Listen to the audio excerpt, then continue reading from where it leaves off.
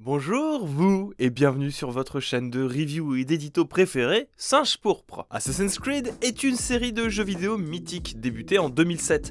Elle est sortie sur 360 et PlayStation 3 puis sur PC un an plus tard. C'est même une base encore assez solide de ce qu'on connaît encore aujourd'hui en production vidéoludique. Du coup j'ai ressorti mon jeu pour me le refaire. L'occasion enfin de réessayer de me relancer dans cette série parce que oui, si j'ai une confession à vous faire aujourd'hui, c'est que je n'ai joué qu'à cet Assassin's Creed et à l'Odyssey, le tout dernier actuellement sorti. Du coup oui, quelque part je vends un petit peu la mèche, mais j'ai beaucoup aimé cet Assassin's Creed. Et je dois dire que cette run là plus particulièrement, je l'ai encore plus appréciée que d'habitude. Je l'ai davantage appréciée parce que les conditions étaient tout simplement meilleures. J'ai fait le jeu sur Xbox One X parce que le jeu est rétro-compatible dessus en mode Xbox One X Enhance. Comprenez par là que les textures sont plus jolies, que le framerate a un solide 30 images par seconde et que la résolution est poussée en 4K.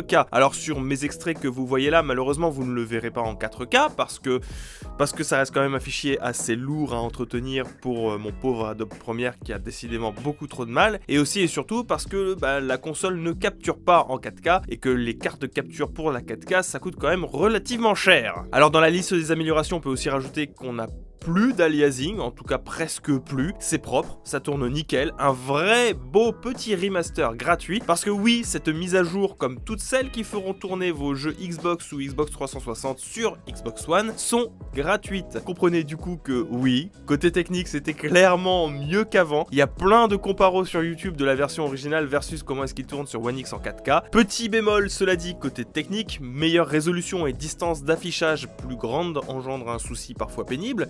Eh bien c'est qu'on le voit de loin le chargement des textures en fait, des bâtiments, de la verdure, et parfois il y a même des éléments à l'écran qui sont assez proches de vous mine de rien et qui hésitent entre s'ils doivent apparaître ou genre pas du tout. Du coup, ils clignotent. Cela dit, pour le tout petit euro que cette version là m'aura coûté dans un bac à merde à Easy Cash, autant vous dire que je suis assez satisfait. Sur l'histoire en elle-même, pour qui apprécie les récits à base de trahison et de vraies histoires qu'on nous cache, eh ben il y a de quoi être servi ici aussi. L'ambiance fait toujours mouche, j'aime Desmond et surtout j'adore Altaïr, un personnage diablement bien construit. On le connaît arrogant, sûr de lui, le genre de mec qui réussit tout jusqu'à ce que le karma le rappelle à l'ordre et que ses grossières erreurs, malgré son talent, mettent en danger toute la confrérie des assassins. Assassin's Creed, c'est une histoire de rédemption à travers 9 cibles à abattre. 9 hommes puissants qui se dressent sur votre route vers l'honneur, retrouvés, mais qui, ça tombe bien, sont sur le chemin de celui qui tire vraiment les ficelles depuis le début. C'est un petit peu répétitif comme procédé, mais c'est efficace, on accroche, on a envie d'en savoir toujours un petit peu plus, et on est à chaque fois servi, que ce soit par les paroles d'Al-Mualim à chaque assassinat, ou encore les explications de Warren ou de Lucie dans le présent. On a toujours de quoi en apprendre plus sur ce monde rempli de mystères. Si l'histoire et l'ambiance sont toujours au top niveau en 2020, je suis quand même forcé de reconnaître que des coquilles qu'il se tapait en 2007, eh ben il y en avait beaucoup, et que la pilule a toujours beaucoup de mal à passer. Le fameux parcours qui en soi a été le moteur de la création du jeu. Bon, il est cool, mais il est assez hasardeux par moments. On a l'impression qu'Altaïr entre parfois en conflit avec son environnement, si deux éléments avec lesquels interagir sont trop proches, ce qui donne parfois des actions non voulues. Pas dramatique quand on flâne dans les rues de Jérusalem, Acre ou Damas, mais assez pénible quand on essaie d'échapper aux gardes. Cela dit, quand ça fonctionne, manette en main, c'est très agréable. Altaïr a la souplesse d'un chat, une souplesse qui peut en faire rager certains, puisque ça induit qu'Altaïr est relativement lent, en tout cas par rapport aux autres personnages de la série Assassin's Creed, mais ça en tout cas perso j'aime bien, c'est beau à voir et ça donne cette sensation qu'Altaïr sait très exactement ce qu'il fait et où il va, ce qui est quand même relativement loin d'être le cas.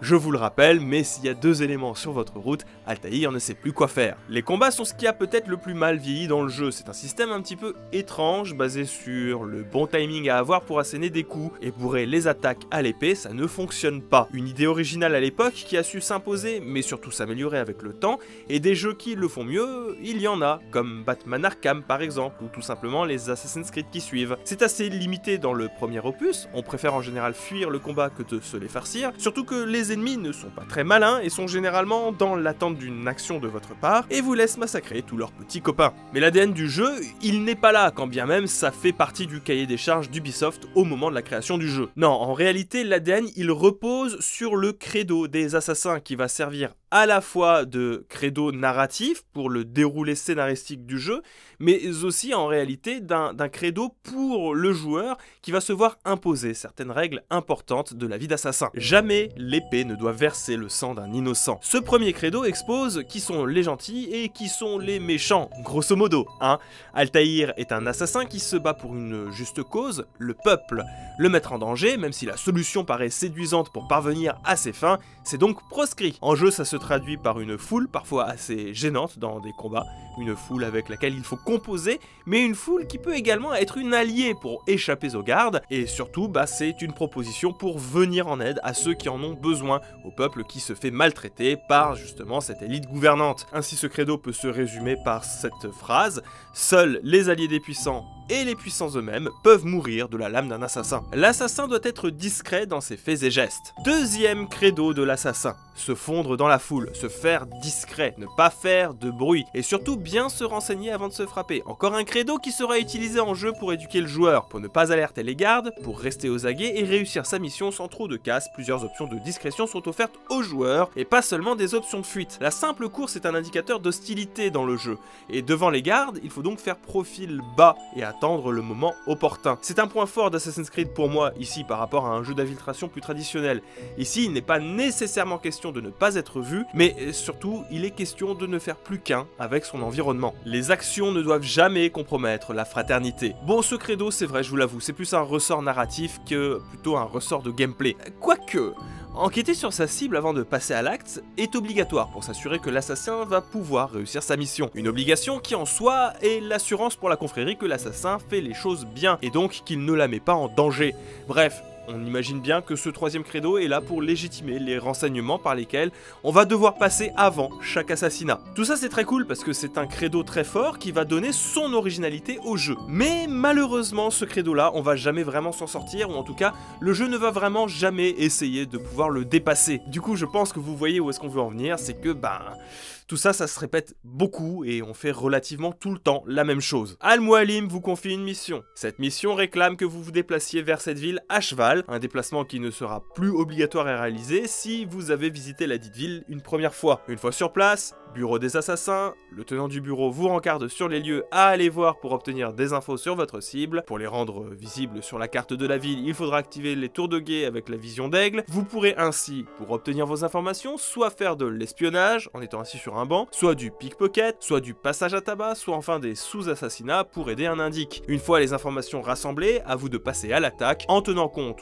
ou non de ce que vous avez rassemblé. Vous pouvez vous la jouer frontale ou effectivement voir le comportement des PNJ aux endroits clés. Une fois la cible tuée, vous devez fuir et retourner au bureau pour remettre au tenancier la plume ensanglantée, la preuve de votre réussite. Ensuite, vous retournez à Masyaf auprès de Al-Mualim qui blablate, philosophe avec vous 2 secondes et puis hop, rebelote. Nouvelle ville, nouveau meurtre et même procédé 9 fois en tout.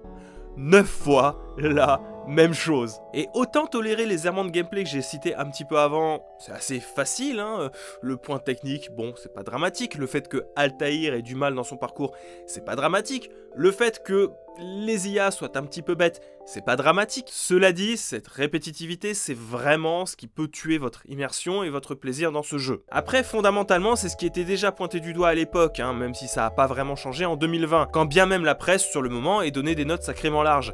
Après, on leur en voudra pas, Ok, c'est très répétitif, ce qui, de mon conseil, pousse à jouer par petites touches, parce que je vous avoue que enchaîner tout ça d'une traite peut vite devenir pénible, mais on reste malgré tout sur une belle innovation ici par rapport à ce qu'il se faisait en termes de AAA très grand public. Aujourd'hui, force est de constater que on fait bien mieux sur beaucoup de points, que la formule initiée par les Assassin's Creed a été reprise, repensée, reformulée à de nombreuses fois, et ce par des concurrents ou par la série Assassin's Creed elle-même. Ce qui fait que du coup on se rend compte que cet Assassin's Creed là, il fait figure un petit peu d'étape numéro 1 dans le processus de normalisation et de standardisation des jeux vidéo actuels. Cela dit, est-ce que je vous déconseille d'y jouer pour autant ?